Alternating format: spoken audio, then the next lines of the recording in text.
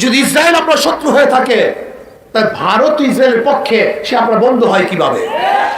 যেই ভারত ইসরায়েলের পক্ষে নিয়েছে, ইসরায়েলের পক্ষে কথা বলেছে, ইসরায়েলের পক্ষে তারা দাবি তুলেছে, সেই ভারতকেও বাংলাদেশের মানুষ বয়কট করে তাদেরকে আপন করতে পারে না। আপনি ইসরায়েলের বিপক্ষে, তো ইসরায়েলের বিমান আপনার অনুমতি ব্যতীত এই ভূখণ্ডে নামলো কিভাবে? তার মানে হলো এই তলে তলে সবকিছু হয়ে গেছে। আইন করে নিষেধ করতে হবে, ইসরায়েলের কোন পণ্য বাংলাদেশে চলতে দেওয়া হবে না। এটা আইন করুন, তাহলে আমি বলবো যে আপনি ইসরায়েলের বিপক্ষে। ইসরায়েলকে টিকিয়ে রাখছে আরব রাষ্ট্রগুলি। এই আরব রাষ্ট্রগুলির শাসকরা কোথা থেকে এসছে, কিভাবে এসছে? জনগণের ভোটে আসে নাই, ইসলামিক পদ্ধতিতে আসে নাই। আগের থেকেই ইসরায়েলের দোসররা তাদেরকে ক্ষমতায় বসিয়েছে, তাদের কন্ট্রোল করেছে, মেধা ধোলাই করছে। ধর্মীয় যেই চেতনা ছিল সেখানে নস্যাৎ করছে। সেখানে কি করছে? অপসংস্কৃতি চালু করছে, ওদের ইমানকে ধ্বংস করছে। যদিও লেখা আছে দেখবেন জুব্বা জাব্বা আল খেলা পড়া, আসলে ওরাই হলো ইহুদিদের সবচেয়ে বড় বড় দালাল। প্রথম দালালদেরকে চিহ্নিত করতে হবে। এই দালাল কারা? আমাদের দেশে নব্য দালাল আছে। যেমন দেখবেন কেউ ইসরায়েলের বিপক্ষে কথা বলে, ফিলিস্তিনের পক্ষে কথা বলে, অথচ পাসপোর্টের মধ্যে অ্যাকসেপ্ট ইসরায়েল যেটা লিখিত ছিল সেটা তুলে দিয়েছে। অথচ আজকে ফিলিস্তিনের পক্ষে কত মায়া কান্না করে। যেমন আমি বললাম যে জমি তোমার, জমি তোমার, অথচ আমি কাউকে জমি লিখে দিয়েছি, মুখে বলছি তোমার, আর লিখে দিয়েছে অন্যকে। এর চেয়ে বড় মুনাফিক আর কি হতে পারে না। যে পাসপোর্টের মধ্যে লেখা ছিল ইসরায়েলের সাথে আমাদের কোনো সম্পর্ক নেই, এদেশ ইসরায়েলকে স্বীকৃতি দেয় না, ইসরায়েলের কোনো দূতাবাস দেশে থাকবে না, আমরা ইসরায়েলে যাব না। সেই পাসপোর্টের মধ্য থেকে যখন তুলে দেওয়া হয় অ্যাকসেপ্ট ইসরায়েল, তার মানেটা কি? যে এদেশের সংখ্যাগরিষ্ঠ মুসলমান ইসরায়েলের বিপক্ষে, কাজী তাদের মুখে বলতে হবে রাজনৈতিক স্বার্থে, কিন্তু তলে তলে তাদের সাথে পুরোপুরি সবকিছু সেট হয়ে গেছে, কন্ট্রাক্ট হয়ে গেছে। আমি শেখ হাসিনাকে বলতে চাই, যদি আপনি ইসরায়েলের বিপক্ষে থাকেন, ফিলিস্তিনের পক্ষে থাকেন, তাহলে আপনি ইসরায়েলের বিপক্ষে একদল সৈন্য বাহিনী গঠন করুন, একদল মুজাহিদ আপনি গঠন করুন, আপনি লিস্টি করুন আপনার তত্ত্বাবধানে, আপনি লিস্টি করুন যে বাংলাদেশ থেকে কত যোদ্ধারা ফিলিস্তিনের পক্ষে, ইসরায়েলের বিপক্ষে যুদ্ধ করতে চায়। আপনি লিস্টি করুন, দেখবেন ইনশাআল্লাহ বাংলাদেশের হাজারো লক্ষ কোটি জনগণ মানবতাবাদী, শুধু মুসলমান না, যারা মানুষের পক্ষে, মানবতার পক্ষে, তারা ওই হিংস্র জালেম ইসরায়েলের বিপক্ষে অস্ত্র ধারণ করবে, ওদের বিরুদ্ধে লড়াই করবে, যুদ্ধ করবে, ওই দেশ থেকে তাদেরকে উৎখাত করবে ইনশাআল্লাহ। এই কাজটা আপনি করুন, তাহলে মনে করবো আপনি ইসরায়েলের বিপক্ষে, ফিলিস্তিনের পক্ষে। আর আমাদের দাবি থাকবে ইসরায়েলি পণ্য বয়কট নয়, বাংলাদেশে ইসরায়েল কোনো পণ্য ঢুকতে দেওয়া হবে না। আইন করে নিষেধ করতে হবে, ইসরায়েলের কোনো পণ্য বাংলাদেশে চলতে দেওয়া হবে না। এটা আইন করুন, তাহলে আমি বলবো যে আপনি ইসরায়েলের বিপক্ষে। ঈদের সময়, রমজানের সময় ইসরায়েল বিমান আমাদের বাংলাদেশের এয়ারপোর্টে নামলো কিভাবে? এর জবাব বাংলাদেশের জনগণ চায়, গোটা দুনিয়ার মানবতাই মানুষ চায়। আপনি ইসরায়েলের বিপক্ষে, তো ইসরায়েলের বিমান আপনার অনুমতি ব্যতীত এই ভূখণ্ডে নামলো কিভাবে? তার মানে হলো এই তলে তলে সবকিছু হয়ে গেছে।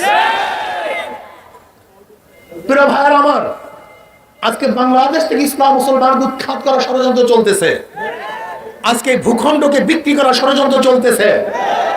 আজকে বন্ধু বন্ধু বলে যাদেরকে আপন করতে চাই, তারা আমাদের বুকের উপরে বারবার গুলিবিদ্ধ করবে, আমাদের ভূখণ্ড দখল করার ষড়যন্ত্র করবে, এদেশের সংস্কৃতি ইসলামকে নষ্ট করার ষড়যন্ত্র করবে, এদেশের মানুষকে গোলাম বানাবার চক্রান্ত করবে।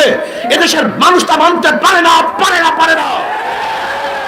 কাজী শুধু ইসরায়েলের বিরুদ্ধে নয়, ইসরায়েলের দূষণদের বিরুদ্ধে যে ভারত ইসরায়েলের পক্ষে নিয়েছে, ইসরায়েলের পক্ষে কথা বলেছে, ইসরায়েলের পক্ষে তারা দাবি তুলেছে, সেই ভারতকেও বাংলাদেশের মানুষ বয়কট করে তাদেরকে আপন করতে পারে না। শত্রুর শত্রু আমার বন্ধু, শত্রুর বন্ধু আমার শত্রু। যদি ইসরায়েল আপনার শত্রু হয়ে থাকে, তাই ভারত ইসরায়েলের পক্ষে সে আপনার বন্ধু হয় কিভাবে? এই প্রশ্নের জবাব দেন। আসলে তো তলে তলে সব হয়ে গেছে, সব রাজনীতি, সব বাহ্যিকতা। না, জনগণ তা মানতে পারে না।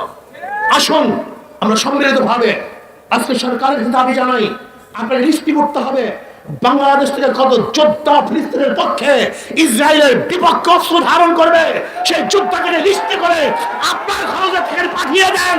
আমরা যুদ্ধ করতে চাই, আমরা হটাতে চাই, ওদেরকে বাংলাদেশের নয় গোটা দুনিয়াকে তাড়াতে চাই। আপনি লিস্ট করুন। যদি আপনি লিস্টি করেন, তাহলে আমি মনে করব আপনি ফিলিস্তিনের পক্ষে, ইসরায়েলের বিপক্ষে। আসুন আপনি সৈন্য পাঠান, বাংলাদেশ থেকে ভীষণে গোটা দুনিয়ার মধ্যে সৈন্য যায়, আপনার ফিলিস্তিনের পক্ষে সৈন্য পাঠান। এদেশের জনগণ আপনার পক্ষে থাকবে, এদেশের জনগণ আপনাকে ধন্যবাদ জ্ঞাপন করবে, আপনার কথা মনে রাখবে।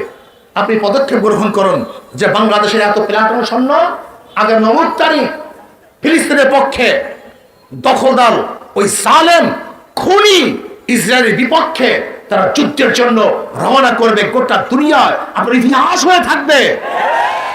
আমরা এটা দেখতে চাই। আমাদের বাংলাদেশের যোদ্ধারা, জওয়ানরা, সৈনিকেরা তারা সালেমের বিরুদ্ধে মানবতার পক্ষে যুদ্ধ করার জন্য রওনা হয়েছে। আমরা দোয়া করব, আমরা তাদের সাথী হব এবং তাদের যত সহযোগিতার প্রয়োজন আমরা সহযোগিতা করব। আর বাংলাদেশ সরকারকে আরেকটা দাবি জানাতে চাই, আপনি অবৈধ সরকার যদিও, তারপরে যেহেতু আছেন বলতেই হয় আপনাকে, আপনি একটা কাজ করুন, ফিলিস্তিনি জনগণের পক্ষে তাদের সাহায্য করার জন্য, নির্যাতিত জনগণকে সাহায্য করার জন্য, আজকে যারা বাচ্চারা ধুকে ধুকে না খেয়ে মরছে, পানির পিপাসায় তারা জীবন দিচ্ছে, রক্তাক্ত অবস্থায় রাস্তায় পড়ে আছে, তাদের পক্ষে আপনি একটা সাহায্য সংস্থা পাঠান, ডাক্তারের টিম পাঠান, সরাসরি তাদেরকে সাহায্য করার জন্য আপনি ব্যবস্থা গ্রহণ করুন। তাহলে মনে করব আপনি ফিলিস্তিনের পক্ষে, ওই মাজলুমদের পক্ষে, জালেমদের বিপক্ষে। আসুন আমরা সম্মিলিতভাবে ইসরায়েলকে বয়কট করি, তাদের বিরুদ্ধে আমরা যুদ্ধ ঘোষণা করছি। ইসলামী আন্দোলন বাংলাদেশ সরাসরি ইসরায়েলের বিপক্ষে যুদ্ধ ঘোষণা করছে। আজকে যখনই আমাদের প্রয়োজন হবে, সুযোগ হবে, ইসরায়েলের বিপক্ষে যা কিছু আছে সব নিয়ে ঝাঁপিয়ে মানুষ সবাই রাজি আছেন ইনশাআল্লাহ। নারায়ে তাকবীর।